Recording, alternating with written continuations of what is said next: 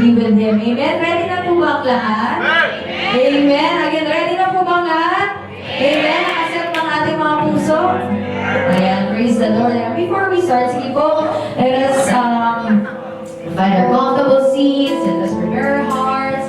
Ayan, pwede po ba tayong tumayo lahat? Pwede po ba tayong ready na to be the attitude of worship and prayer because we are worshiping our living God. Okay, let us give reverence to Him. Let us honor Him. Hallelujah. So before we start, let me read to you.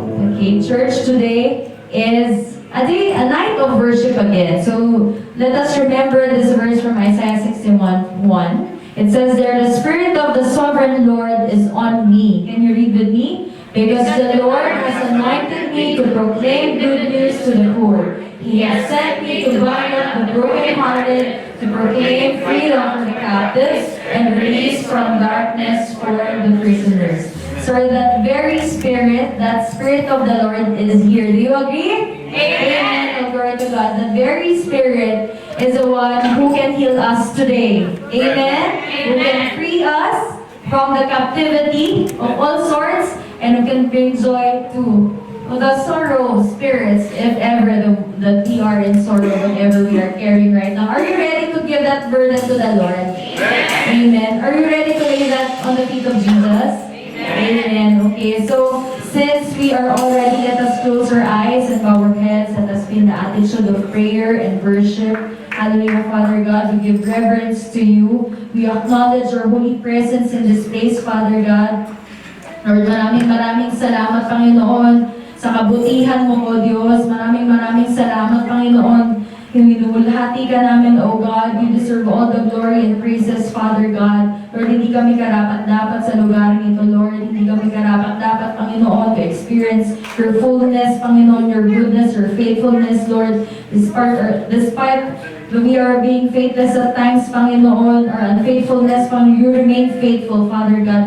Maraming salamat, Lord, for you are almighty, you are sovereign in this place, Father God, and in our lives, Father. Lord, today, we just humble down ourselves, Lord, coming down before you, Lord, asking for forgiveness and mercy, Panginoon, for all the things that we have done wrong, Panginoon. Patawarin mo kami, O God, sa lahat ng mga nagawa namin against one another, O God, and against your will, Father. We ask for forgiveness, O God.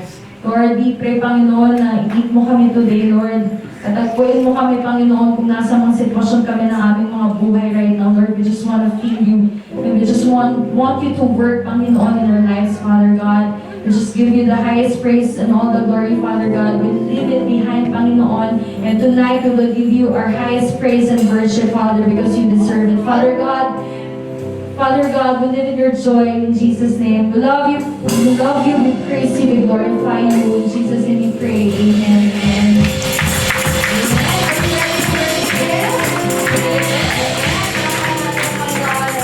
We will dance, we will sing, we will lift our hands. Okay?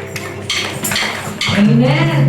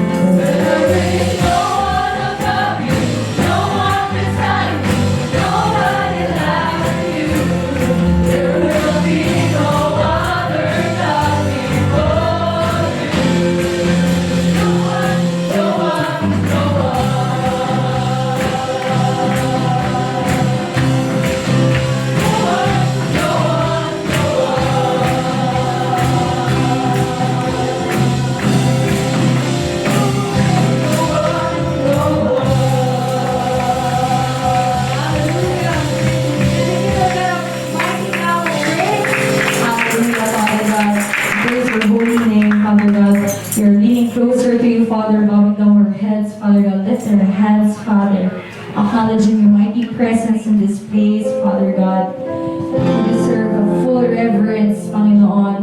You deserve a life that is holy and acceptable and pleasing in your sight, Father God. So right now, Lord, we're coming in closer to you, Lord. I just want to feel your presence, Lord, whatever situation we are right now, Panginoon.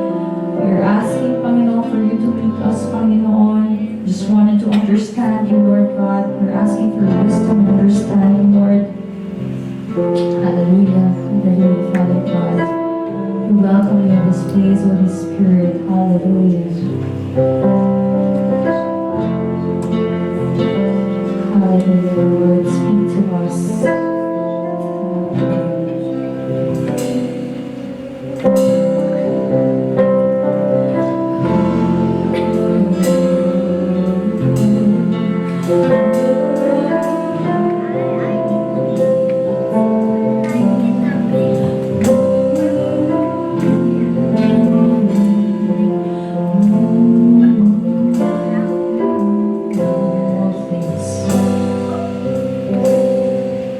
All things have passed away. Your love has stayed the same. Your constant grace remains to the cornerstone.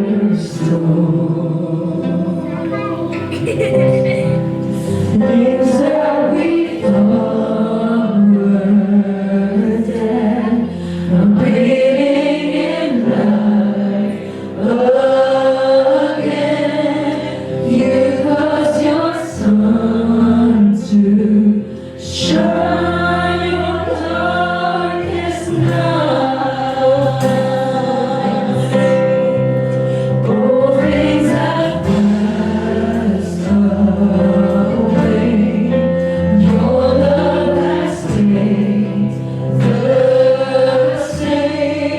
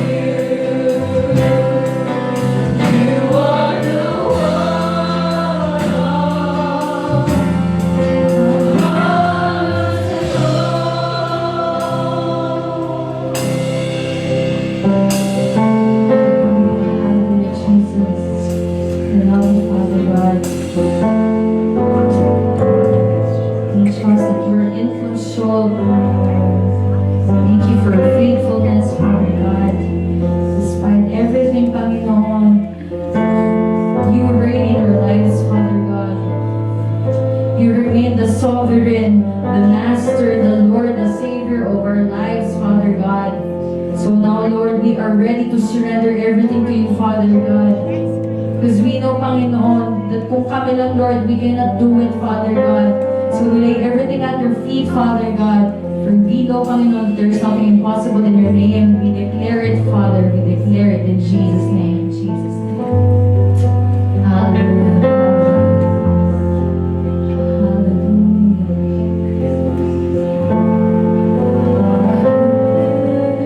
Yes, Lord.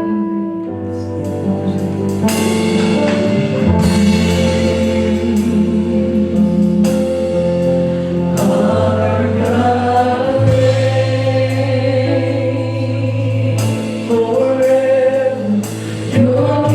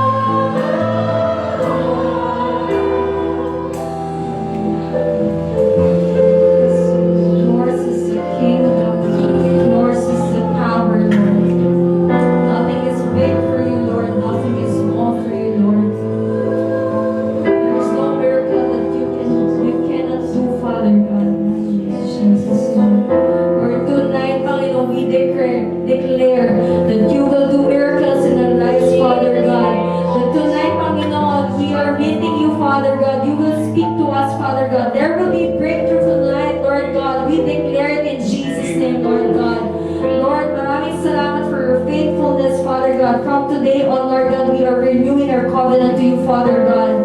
Lord, tonight, Panginoon, we will be faithful to you, Father God. Tonight, Lord, we will prioritize you, Panginoon. You will be the top priority in our lives, Father God, in Jesus' name. For you deserve it, Lord God. You are sovereign. You are almighty, Father.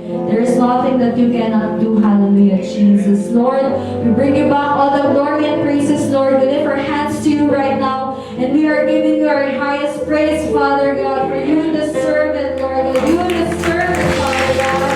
You reign, Father God. Hallelujah, hallelujah, Jesus. Our miracle working God. You are a way maker, Lord God. Hallelujah. We praise your holy name. We praise your holy name, Lord. We praise your holy name. Praise you, Lord. We glorify you. We want to meet you tonight, Father God. We love you. In Jesus' name we pray. Amen. Amen. Amen. Hallelujah. Hallelujah. Can we give again a big clap of praise to our little God? Amen. Oh, glory to God. Okay, ayaw po niya magpa-introduce, but I'm introducing her. She is a woman of God and one of our pastors, Mommy Lot, Pastora Delilah. Praise the Lord! Amen. So, shall we give a clap of praise to our living God? Amen. Yun na ba yung the best natin? Praise the Lord! Hallelujah! So, a blessed and victorious night po to all the people of God who are here in this sanctuary of the Lord, and to all those who are connected via Zoom, joining with us online. Good evening po, and we pray that the next week and the succeeding weeks, you will join us physically. Amen. So as we continue to acknowledge the presence of the Lord, let us all rise up to give honor in reading the Word of God. Once again. Our key verse is found in John 8:36. Amen. So shall we all read po first in NKJV? Therefore, if the Son makes you free, you shall free indeed. And in NLT po, if the Son sets you free, you are totally free. So let us all pray. Heavenly Father, we continuously acknowledge your holy presence in this place. We ask for your Holy Spirit, O Lord God, to be our teacher tonight. May you be the teacher, O Lord God, who will teach us every rema, every blessing, O Lord God, every manna that you have in store for us. We glorify your holy name. In Jesus' name we pray. Amen. You can be seated po. Hallelujah. So the title of the message for tonight is, sabi po doon ay, Set Free. Amen. Do we all want to be set free from all the things that imprison us? Amen. So the habits, the deeds, and worldly pressure that hinders us in following Jesus Christ. Ready na po ba tayong isurrender lahat sa ating Panginoon? Are we all ready? Amen. So, most of the time po, we cannot fully obey the Lord for what He's telling us to do because of the sin. Do you believe on that? Do you agree with me? Because of the sin, we cannot obey the Lord. Amen? Kahit na gusto natin, we cannot. Because of the sin. So following Jesus means turning away from spiritual darkness, which is associated with sin, ignorance, and separation from God. Amen? If you want to follow Jesus Christ, of course, you have to turn away from from spiritual darkness, from all the sins, amen, that the world is offering us. Hallelujah. So as believer, we will surely encounter temptations and pressure in this world. As it is written in, ayan po, no? Nakita niyo po, sikat na yung babae na yan eh. She's so famous. Amen. Just imagine those things, amen, that imprison us. Bakit palaging babae mo? Naghanap ako ng lalaki. Siyempre. Amen. So in fairness, no, ang babae, maganda pa rin siya. Kahit na pressure siya. Amen.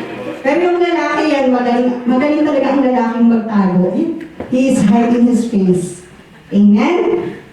So, syempre po, sabi po dito, 1 Corinthians 10:13.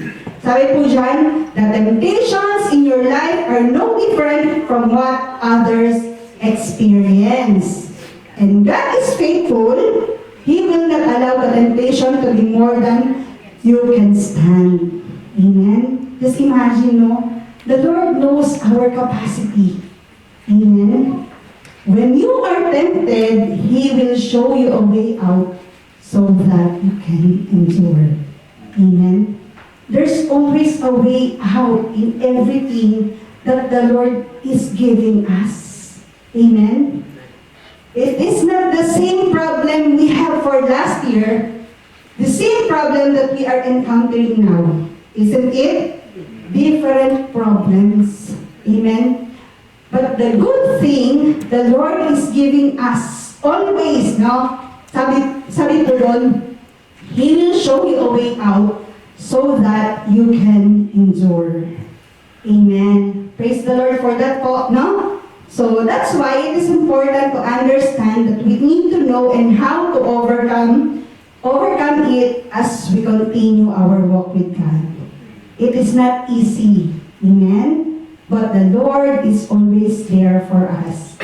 So, for this month's theme po, we will continue to study about freedom for the captives. So, what shall we do to be released from all the things that controls us? So, do you still remember that from Ate May's preaching last week? Amen? So, we were asked by Ate May, sabi niya, what controls us? Amen? Or maybe, who controls us? Hallelujah. Praise the Lord. Amen? Because there is no husband that answer my wife. Uy, joke yun, tumawa kayo.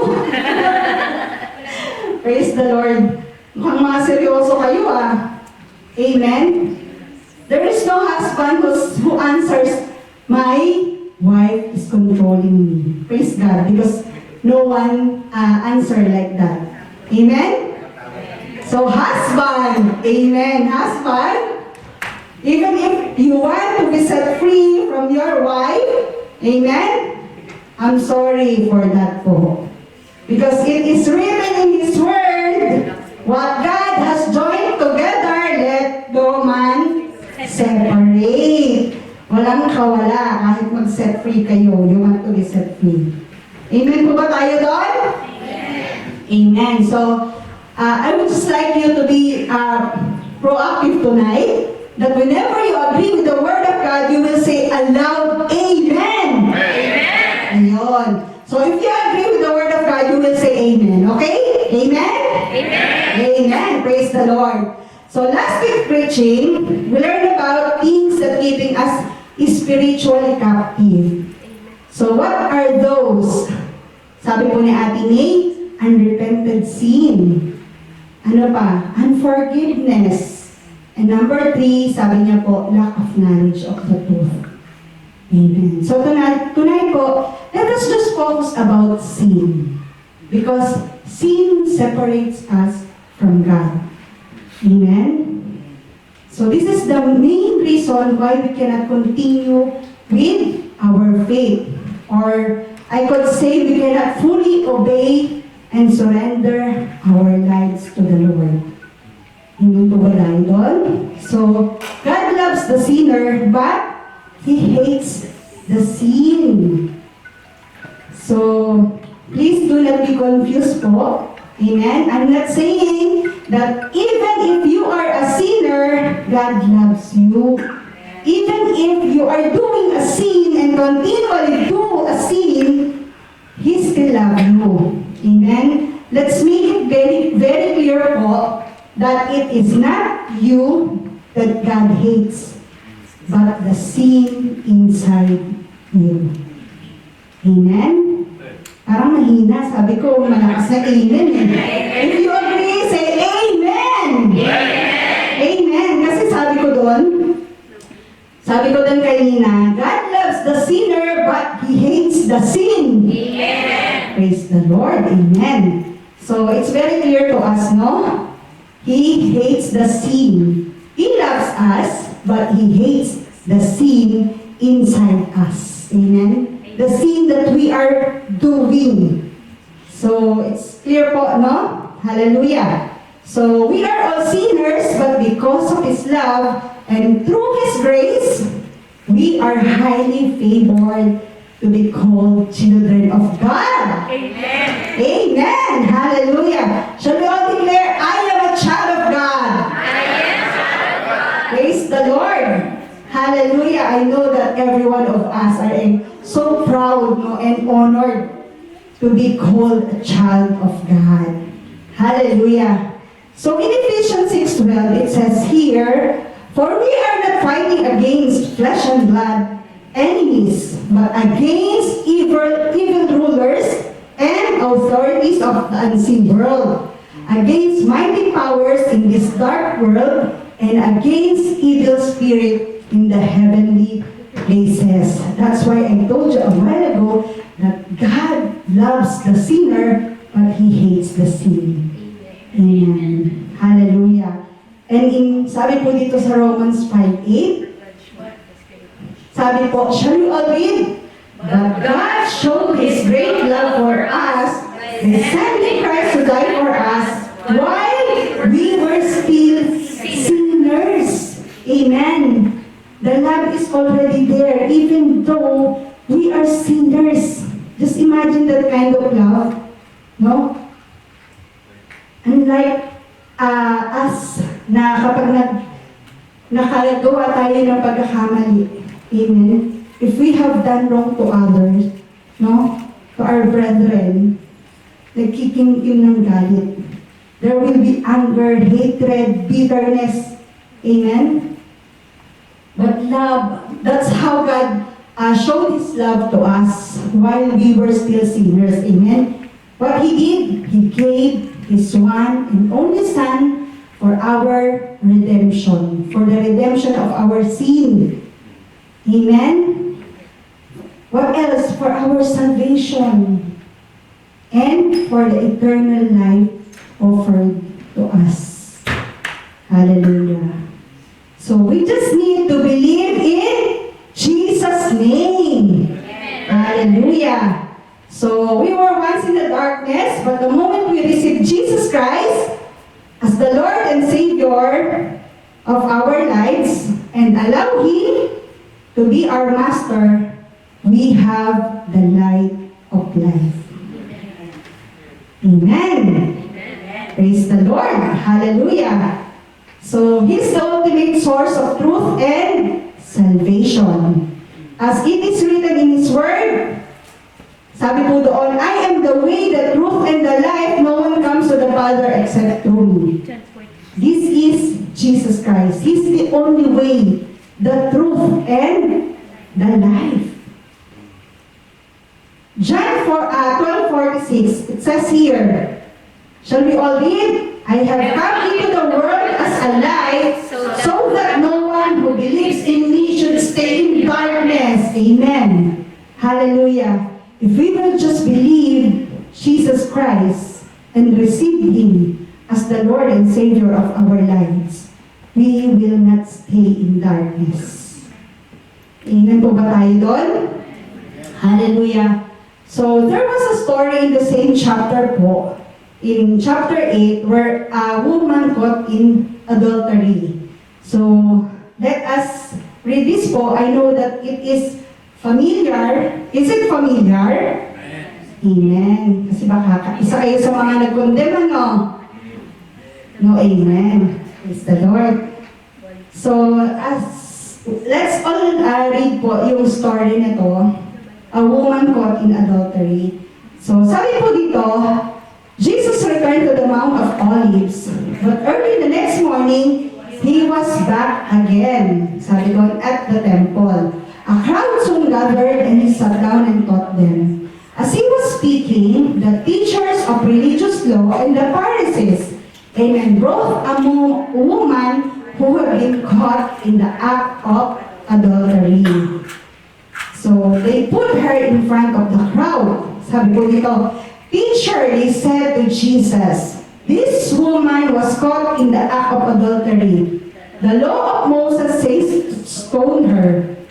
What do you say?" Amen? So sabi po doon sa 6, sabi po, they were trying to trap him into something they could use against him. But Jesus stood down and wrote in the dust with his finger.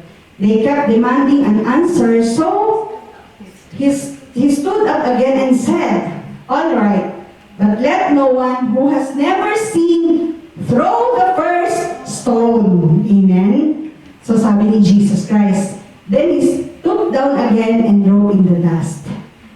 Nakita niyo po yung story? Amen? And then what happened po? Sabi po ng mga accusers, sabi po ng teachers of the law and the Pharisees, when the accusers heard this, amen, they slipped away one by one. Umalis po sila. No? Sabi po dito, but Jesus, they slipped away one by one, beginning with the oldest, until only Jesus was left in the middle of the crowd with the woman. Then Jesus stood up again and said to the woman, "Where are your accusers?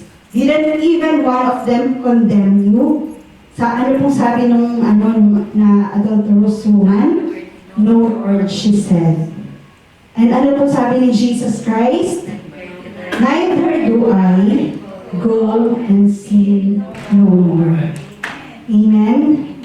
So yung po mga teachers of the law, they are very knowledgeable. Amen? They are expert in interpreting and explaining the Mosaic law. Amen? So they study, they interpret, and they teach the law of Moses to the people. At yung mga Pharisees naman po, were famous Jewish religious and political group during the time of Jesus. So they were known for their strict adherence to Jewish laws and traditions. That's why they brought the adulterous woman to Jesus, because the one adultery is yun po, hindi po ayon sa kanilang kaugalian. Amen? So that's what had happened po. So they were often depicted or illustrated as opponent of Jesus. Amen? So in this world po, none of us here has the right to condemn others. No one, not even all those in the position in the church. None of us. Kasi yung pong ginawa ni Jesus Christ, sabi po doon, "Neither do I go and sin no more." He didn't even condemn the adulterous woman. Paano pa kaya tayo? Amen? Sometimes we judge others by their acts or deeds. Amen? Is it happening? Yes. Amen. It's happening. Hallelujah. If we see others sinning, then let's apply the unconditional love that we experience and receive from our God. That's what we can do to them. Amen? Hallelujah. Let this life, our lives, will be an instrument for others' salvation. Let us always go back to what we were before. Amen? If it's not because of that unconditional love that the Father has given us, we are not here. Kahina naman? Amen! Hallelujah! Parang hindi kayo masaya na kayo na-save. Hallelujah! Praise the Lord! So let your light shine, especially to all those people who need Jesus Christ. Amen po? Let this life be an instrument for other salvation. Are we ready? Parang tatlo. Amen. Hallelujah. Of course, there are a lot of people who needs Jesus Christ outside. those unbelievers, those lost souls, amen, that they didn't receive yet Jesus Christ as the Lord and Savior of their lives. So, sabi po dito in Luke 6:37, shall we all read? Do not judge others, and you will not be judged. Do not condemn others, or it will all come back against you. Forgive others, and you will be forgiven. So, this verse po is very clear. We will be judged and condemned according to what we do to others. Amen. So, it is all about what you sow, you will reap. Amen. If you sow goodness to others, then it will come back to you. Amen. Amen. Praise the Lord. Hallelujah. So, if you experience being judged by others, forgive them. Amen.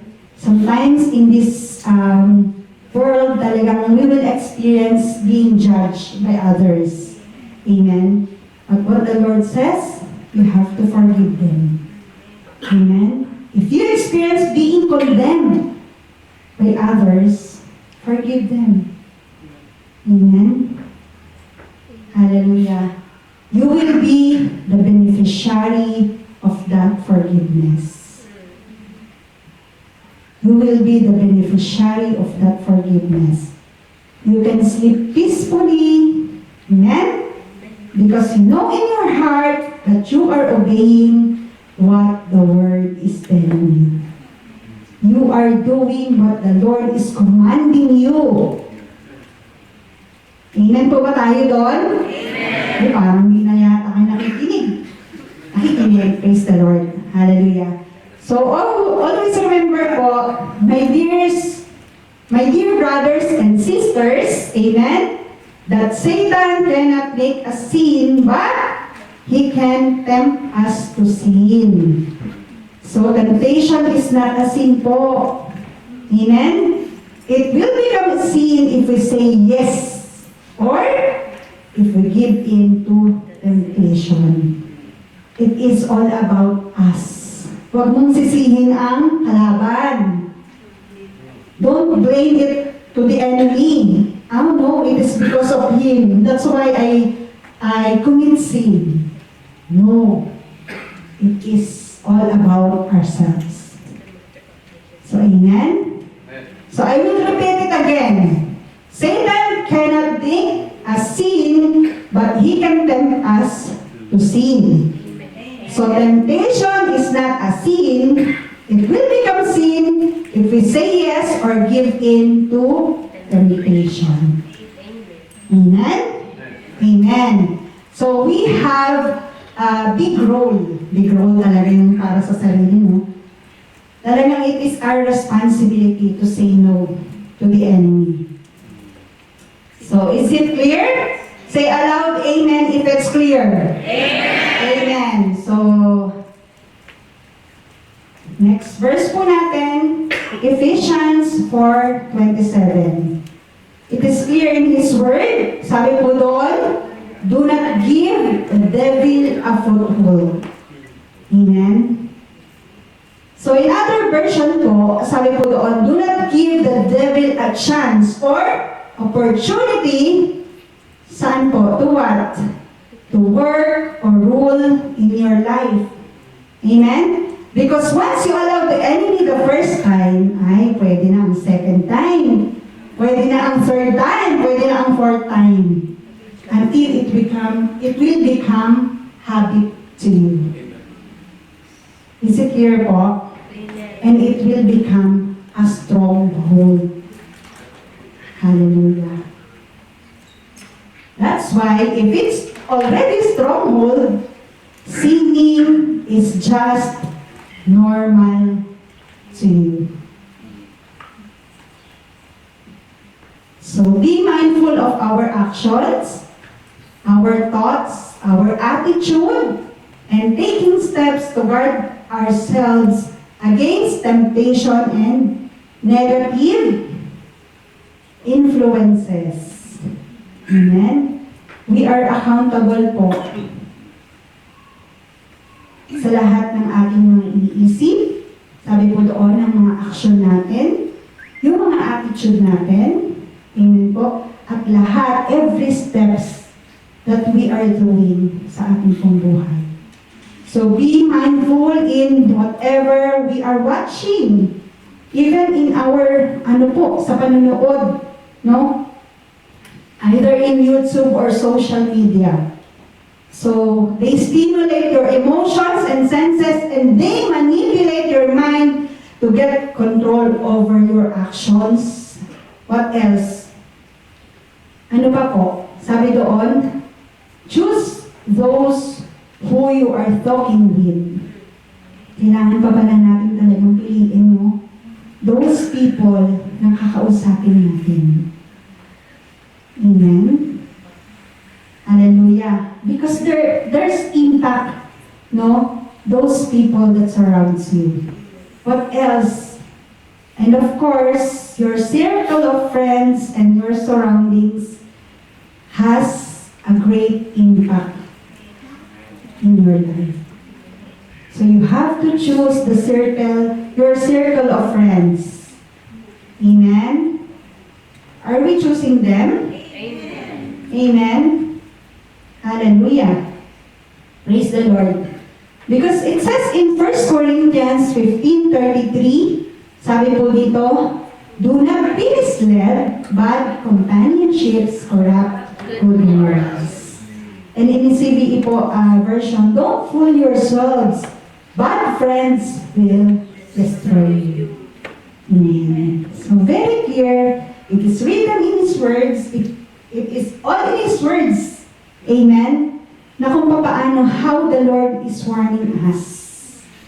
It is a warning to each and every one of us. So tonight po, I will just give 2 points, yung po introduction lang. Amen? So, let us just go with our main course. Ito na po. Appetizer. Hallelujah. Appetizer pa lang yun. Na-appetize ba? There are 2 biblical principles on how to resist temptations and overcome pressure. Amen. Ito na po yung kaparaanan. Hallelujah. In the Bible. So, sin is always there. The enemy is working 24 hours. Amen. Kaya dapat, be vigilant. Amen. Let us always watch and pray. Yun po yung dapat na kailangan gawin as a Christian. So number 1 po, draw closer to God with a sincere heart. Amen. Can we do this? Amen. Amen. Hallelujah. But how to draw closer to God? Sabi po dito, shall we all read? Let us go right into the presence of God with sincere hearts, fully trusting Him, for our guilt conscience has been sprinkled with Christ's blood to make us clean, and our bodies have been washed with pure water. Amen. Yes, as a Christian, we are not exempted. Unfortunately, we are not exempted to experience trials, problems, unexpected situations. Amen. Sino po walang problema? Who among us here has no problem? Amen. All of us, no? We are going through any trials. Amen. It might be personal, no? Family, work, ministry, marriage, business, relationship, even in our health, finance, career, amen, or in any areas of our lives. But one of the point is what you have to do, what you need to do. It is actually a must. It is a command sa ating Panginoon. Ang sabi ko doon, ano po yung sabi sa number 1? Draw closer to God with a sincere heart. Amen. Draw God with a sincere heart. And God knows what you are going through right now. Amen? He knows everything. So, if you choose to dwell in His presence, amen, in the presence of God, you will find joy, you will find peace, amen, you will find freedom, rest, amen, and everything that you need. So, saan ka ba? Amen? Kay Lord ka na. Amen. So, yun. Hallelujah. So, to stay connected in the presence of God, we have to always remember what the Lord has done to each one of us. Amen. But how to draw closer to God? Paano nga ba tayo mag-draw closer sa Panginoon? Sabi po sa point number 1 natin, draw closer to God through reading His Word. Hallelujah. Sabi po dito sa 2 Timothy 3:16-17, all Scripture is inspired by God and is useful to teach us what is true and to make us realize what is wrong in our lives. It corrects us when we are wrong and teaches us to do what is right. God uses it to prepare and equip His people to do every good work. Just imagine, no? Ang sabi po doon, all Scripture, ano ba yung Scripture? Word of God. Amen? Sabi po doon, all Word of God is inspired by God. And, ano daw po? Useful to teach us what is true and to make us realize what is wrong. Amen? He will convict us. Whenever we are reading the Word of God, amen, the Word of God will convict us what is wrong, what is right. Amen po ba tayo doon? Sabi po doon, it corrects us when we are wrong and teaches us to do what is right. God uses it to prepare and equip His people to do every good work. Amen? So clear po ba that we need the Word of God? Amen. So that is how essential the Word of God, amen, in our lives. So it is daily po, no? We're talking about daily life. So it helps us to walk in the righteousness and holiness of God. So we will not merely listen to the Word, but we have to do what it says. It is very, very important po that we need action. Amen? So, dito po in the story of Martha and Mary in the Bible, is it familiar po sa atin? Amen. Amen. So let us check once again what is the importance of the Word of God in our lives. Sabi po dito, shall we all read? As Jesus and the disciple continued on their way to Jerusalem, they came to a certain village where a woman named Martha welcomed him to her home. Her sister Mary sat at the Lord's feet, listening to what he taught. But Martha was distracted by the big dinner she was preparing. She came to Jesus and said, Lord, doesn't it seem unfair to you that my sister just sits here while I do all the work? Tell her to come home and help me. Amen. At ang sabi po sa verse 41, but the Lord said to her, my dear Martha, you are worried and upset over all these details. There is only one thing worth being concerned about. Mary has discovered it and it will not be taken away from her. Amen. Just imagine po, no? Even if we are too busy doing our ministry, amen, it is very, very important that we have quality time with Jesus. It is between you and the Lord. Amen. Huwag muna si husband, huwag muna si wife. Amen. It is you and the Lord. That's what you call quality time. It is not just, if we have an extra time, then I will read the Word of God. Quality time is being, talagang you are giving it, na talagang naka-schedule na. It is already scheduled. That it is, this time is between me and God lang. Amen? But how? Through our devotion, through our quiet time, through our prayer. Amen? So all that we do in God's kingdom will not be in vain. Amen po. Always remember that whether we eat or drink, or whatever we do, we will also eat for the glory of God. Hindi po nasasayang the time that you are giving in this service, amen, will not be in vain because this is all for us. Amen. God is preparing us for His coming through this service. Amen. So, praise the Lord po. And ang sabi po ng psalmist dito in Psalms 119 verse 11. Can we all read? I have hidden your word in my heart that I might not sin against you. Amen po. If we just know the word of God po, for sure, we will not give in to any temptations. Kasi meron po tayong panangga. Amen po ba tayo doon? Because if we give in to the temptations, for sure it will lead us to sin.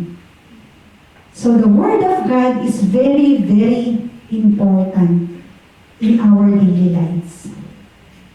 So the Word of God should be kept in our hearts. It's not only reading. Amen? It will be kept in our hearts.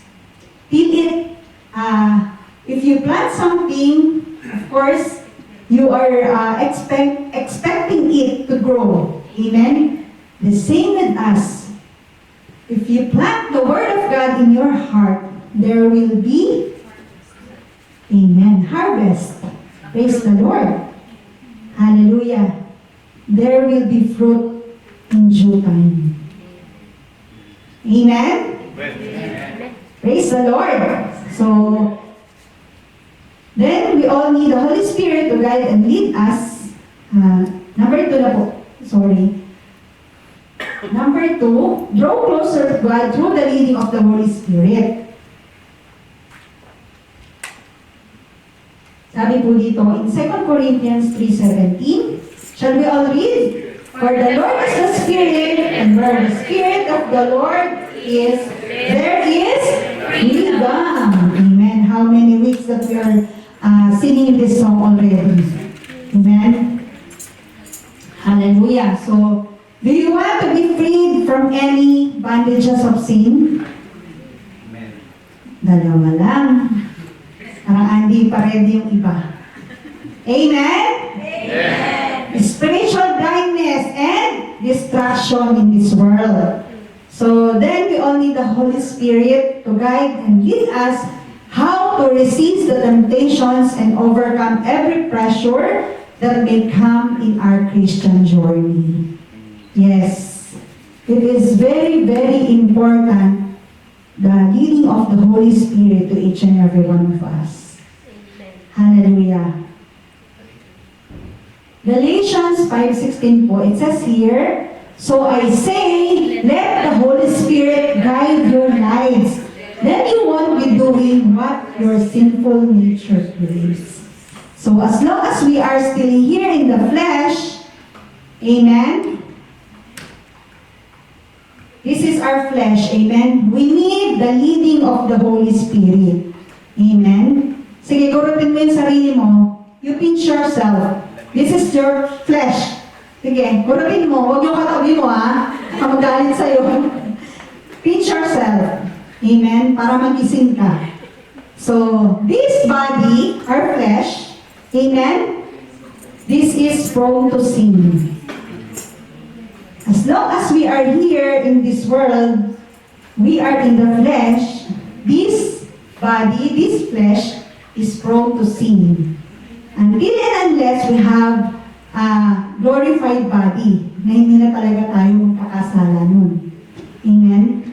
So, that's why it's very important that we ask the Holy Spirit to empower us, to fill us every day so that we have the power to fight the unseen battles. Hallelujah. We cannot do it by our own might and power, but by the Spirit that dwells in us. It is just the Holy Spirit that can do it. So that means, if we are led by the Holy Spirit, the fruit of the Holy Spirit will be seen and manifested in our lives. Is it working? Is the fruit of the Holy Spirit working in our lives? Amen. Ano ba yung fruit of the Holy Spirit? Love, joy, peace, patience, kindness, goodness, faithfulness, gentleness, and self-control. Dapat it's working in our lives. If we said that we have the Holy Spirit, dapat it is being manifested na, no? It is continuously working in us. Amen? So, we were commanded not to conform to the pattern of this world also, nor love the world. Amen? Ano po yung sabi dun sa 1 John 2:15 to 17? This word or the things it offers For when you love the world, you do not have the love of the Father in you.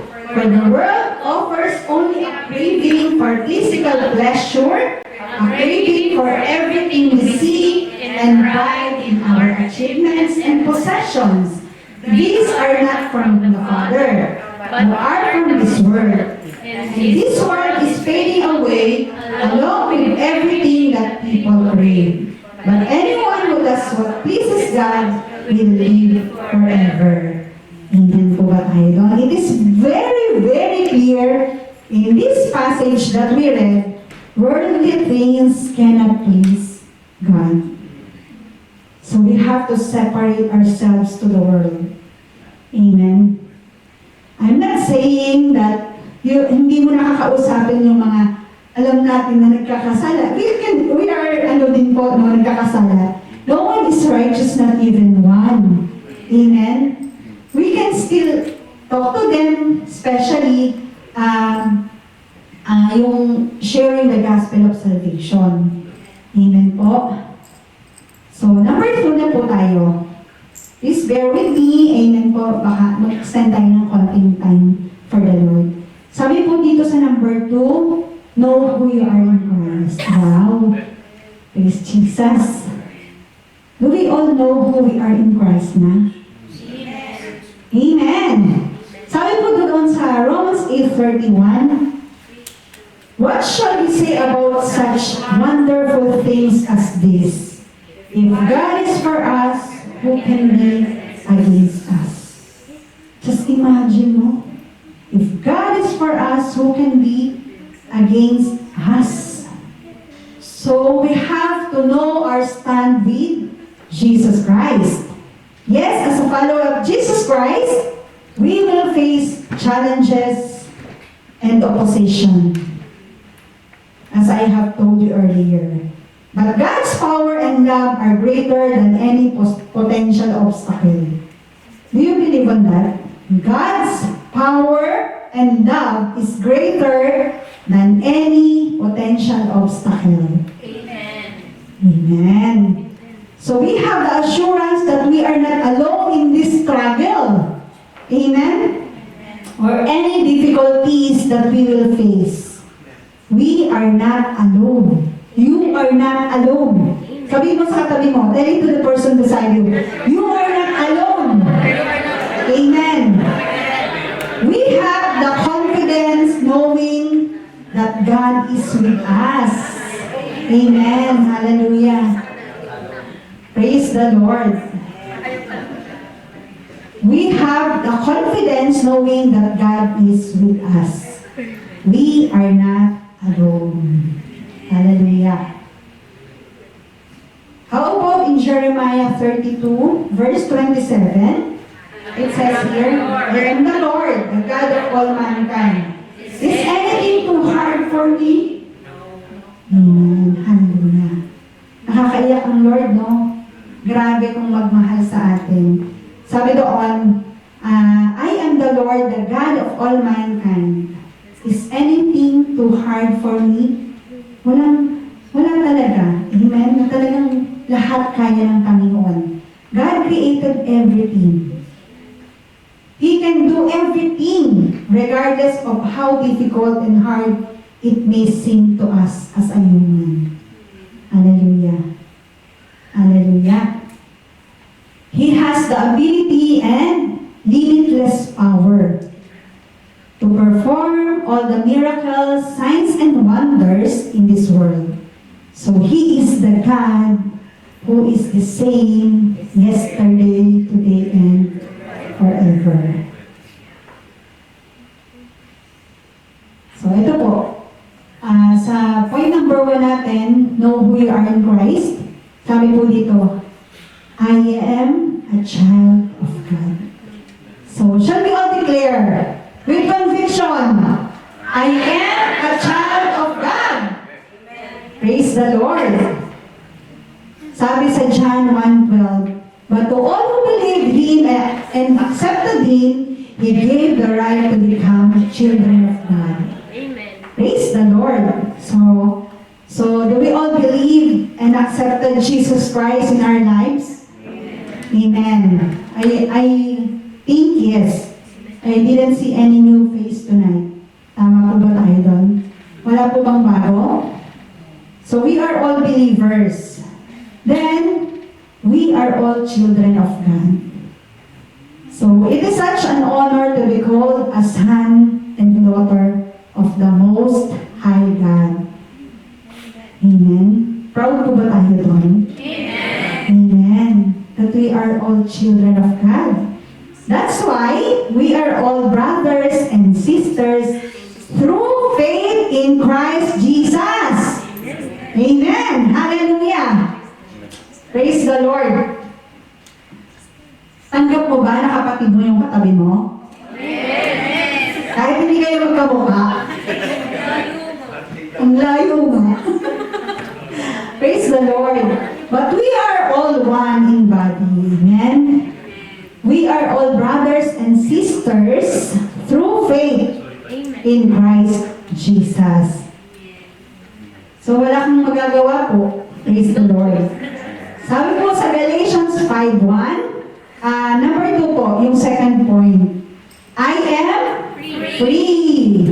Sige, declare ulit natin. Conviction. I am free. Amen. So mga gising.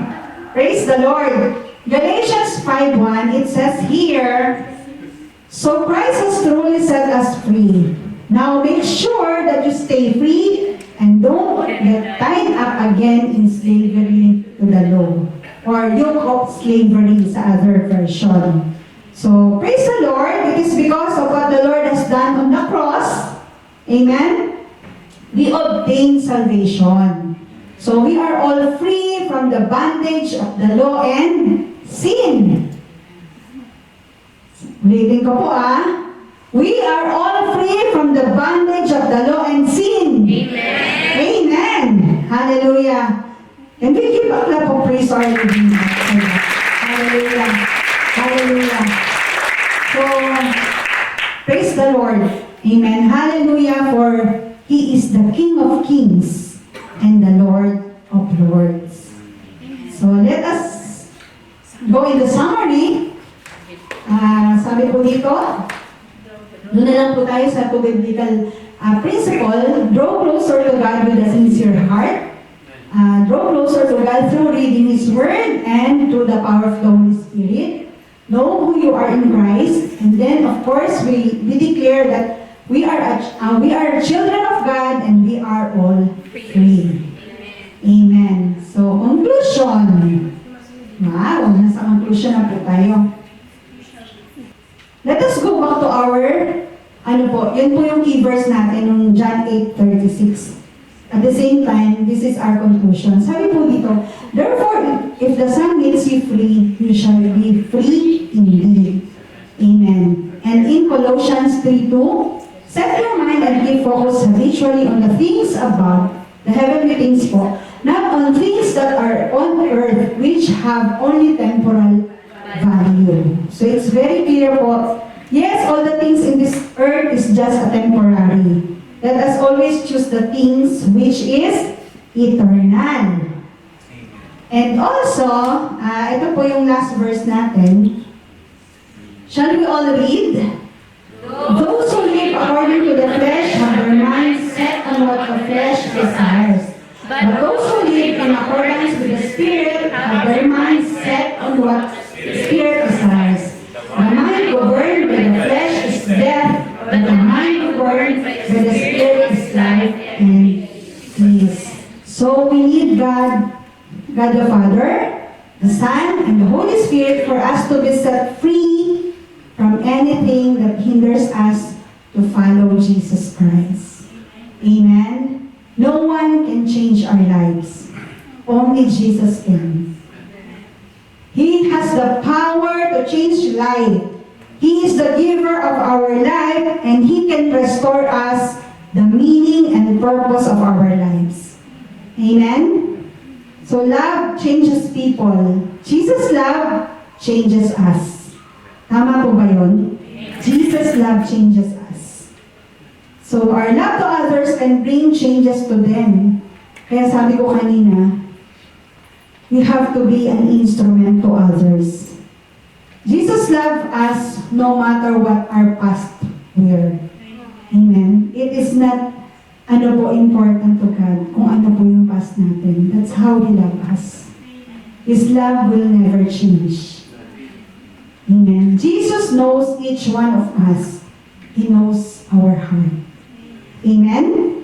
Amen. So praise the Lord po. Let us all rise up po. And let us just, hallelujah.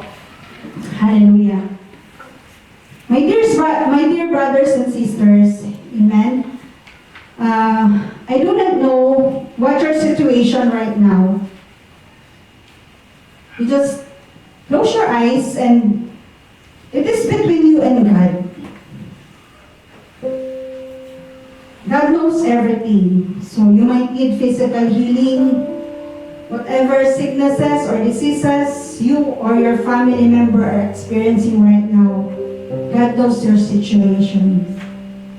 You might need emotional healing, you need healing of the heart because of the past hurts that you experienced from your father or mother, husband or wife, or anyone in your family members or relatives, or friends or other people in your workplaces, or even ministry.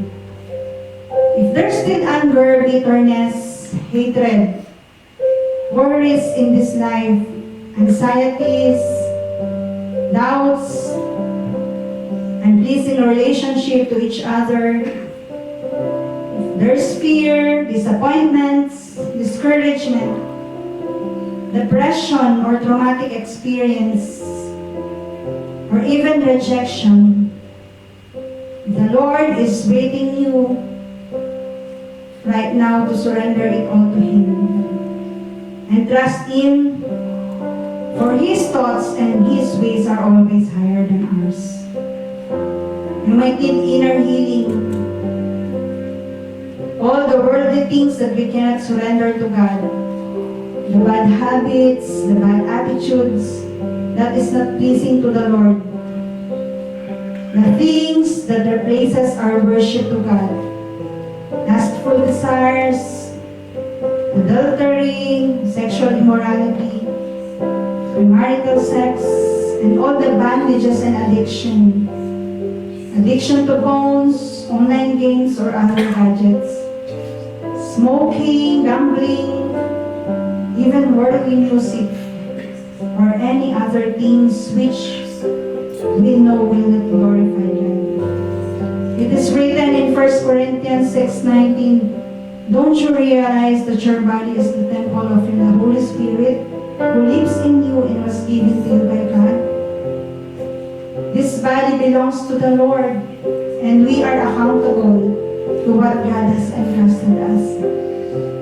Let us take this opportunity to say, God, help me to be a good steward in all the things that you have entrusted me. Just ask the Lord for the help, especially in taking care of yourself daily through the leading of the Holy Spirit, through reading His words. Hallelujah. God is so merciful. God is so faithful. His mercy is new every morning, and His promises is always true, as His word is alive and active. Let us just ask God for forgiveness for all the things that we have done. The things which is not pleasing to the Lord. It might be intentional or unintentional. Hallelujah. Hallelujah, Lord. Let us lift our hands to God as a sign of surrender. Hallelujah. Lord, you know our hearts. We cannot hide anything from you. As we lift these hands unto you, O Lord God, we ask you to move. We ask that your Holy Spirit, O Lord God, to be with us. May you intervene in all the situations that I have right now. Thank you, Jesus, for you know everything about me. And I thank you, O Lord God, for your cares for me, O God. Thank you for your guidance, for your protection every day. And as we lift these hands unto you, O Lord God, may you continuously search our hearts, God. Give us a clean hands and a pure hearts, O God, that we may continue to follow you, O Lord. Hallelujah. You said in your words, O God, that if we confess our sins, you are faithful and just to forgive us. And here we are, lifting our hands to you as a sign of surrender. We surrender everything unto you, O Lord God. Everything, O Jesus, this life is yours. May you live in me. May you reign in every day of our lives, Jesus. Lord, you are so great. You are awesome. And we ask your Holy Spirit, O Lord God, to continuously speak unto us. That every time that we will read your words, O God, hallelujah, you will speak unto us. Lord, we praise you, we glorify you, we magnify you, O Lord God. For you alone deserve the highest praise, the highest worship. This is our prayer. In Jesus' name we pray. And everybody says, Amen. Amen.